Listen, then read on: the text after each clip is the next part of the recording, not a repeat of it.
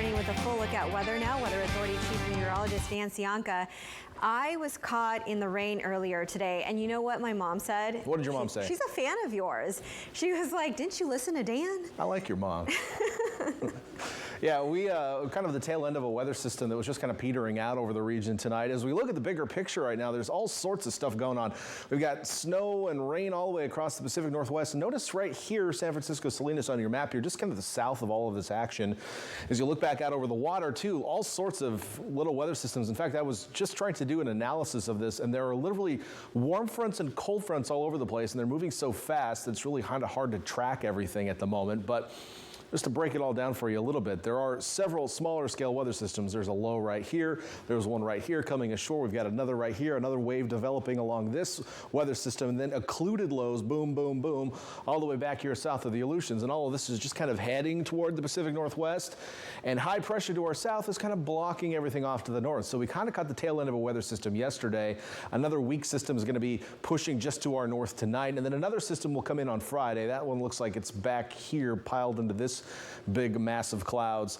That one has a better chance of bringing us some additional rainfall. And this was some rainfall from since yesterday. Some of these totals I'll be refining a little bit as we head into the evening hours tonight as some more areas report. But we almost had 2 inches of rain in Bonnie Doon in the Santa Cruz Mountains. Felt it had about 1 1/3 inches, a little over an inch in Ben Lomond, Scotts Valley about 3/4 of an inch. Santa Cruz almost a 1/2 inch, but elsewhere it wasn't so wet. Outside of Santa Cruz County, we didn't see much at all outside of some brief wet roadways, like Salinas, for example, had a trace.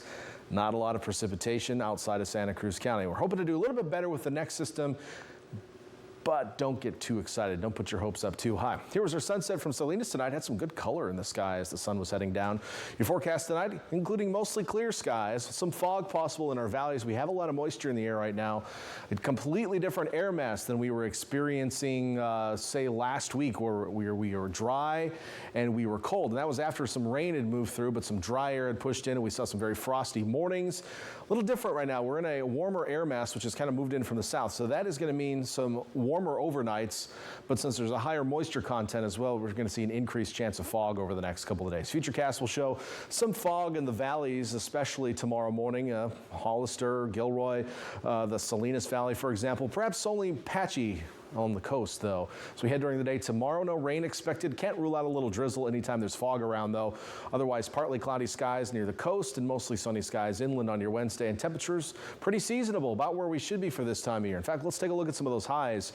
We're going to be back in the 60s in Santa Cruz and Capitola.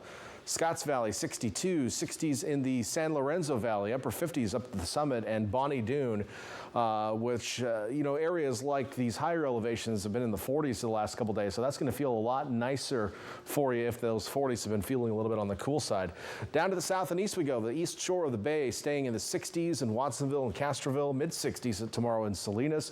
Believe it or not, a high actually above normal for this time of year. It's been a long time since we've seen one of those. And then as we head over to the Monterey Peninsula, we'll see highs on the seasonable side. Monterey, you should be at 60 this time of year, and there you are.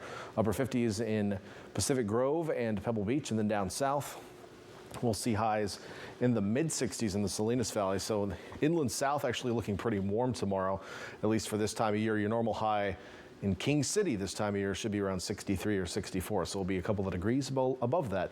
So as we look at the next 7 days, we have a chance of some fog in the mornings, more so in the valleys and sheltered areas, not necessarily right on the direct coast. So we'll just watch out for areas of reduced visibility. A weather system is going to slide through on Friday. Looks like later in the day, so right now I don't expect it to impact the morning commute, but we'll keep an eye on that for you. Either way, some light precipitation expected, and it will favor the coastal areas and areas farther north like this last system did as well. We'll be dry for the weekend, and after a cooler day, Saturday, Sunday is looking pretty mild. We're watching another system potentially on Monday of next week, although models have been dialing back that potential today based on a lot of the runs that I looked at. Inland areas also pretty comfortable, if not a little warm for the next couple of days, although we have that chance of fog in the morning. We have a chance of rain on Friday inland, but mainly in the north. If you live in King City, I wouldn't expect any, for example. But Gilroy, yeah, maybe. Maybe we'll get you some rain in Gilroy. Dry weekend and probably next week as well, but we'll keep an eye on things. All right, sounds good, Dan. Thank you.